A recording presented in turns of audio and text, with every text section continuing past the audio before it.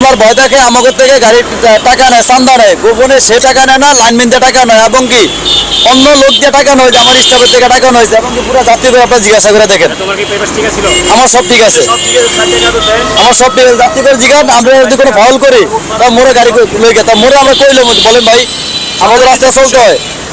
ওরা একদম দুর্নীতি করে, অনেক পুলিশ শাসন, এগুলো সব আমলিকে দাঁড়াও, সব যারা আছে সব এগুলো আগের যে সার্জনগুলো সব আমলিকের এগুলো রয়েছে, এই পল্টন মোড়ে দুজন আছে। সবাই দেখছে যে ওনার গাড়িটা আর কি সাইড করে ওনার কাগজ দিয়ে 300 টাকা রাখা পরে গাড়ি ছাইরা দিছে। মামলার ভয় দেখে কাগজ দিয়ে টাকা দিয়েছে এবং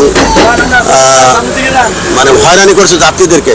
আমাদের অনেকক্ষণ দাঁড়িয়ে আছে। কত টাকা নিয়েছে দেখছি না, আমার তো নিচে ড্রাইভারের কাছ থেকে 300 টাকা নিয়েছে ড্রাইভারের কাছ থেকে। ভাই আপনি কি বলেন? দেখলাম তো সার্জন সাহেব থামায়া টাকা নিল আর কি, ইয়ে দিয়ে আপনার মামলার নাম দেখিনি আর কি, আপনার এখানে করলো কাগজ নিয়ে পরে 300 টাকা থেকে হেল্পার থেকে টাকা নিল নাকি 300 টাকা। টাকা নিতে আমি দেখিনি, কিন্তু টাকা নিয়ে নাকি আর কি ছেড়ে দিয়েছে। এটা এই তো আপনার পুলিশ বক্সে, পল্টন মোড়ে পুলিশ বক্সের সামনে দাঁড়ানো ছিল।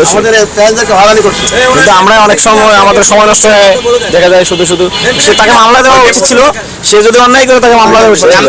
আসছিলাম একটা সুনির্দিষ্ট অভিযোগের জন্য যে এই মোড় থেকে যারা পুলিশ সদস্য আছে এরা বেআইনিভাবে টাকা নিচ্ছে ড্রাইভারদের কাছ থেকে, এবং এই তথ্যটা আমরা শুধু ড্রাইভারের কাছ থেকে পাই নাই, বাসে যারা যাত্রী ছিল যাত্রীদের কাছ থেকে আমরা স্টেটমেন্ট নিয়েছি এবং ফুটেজ নিয়েছি, ভিডিও ফুটেজ।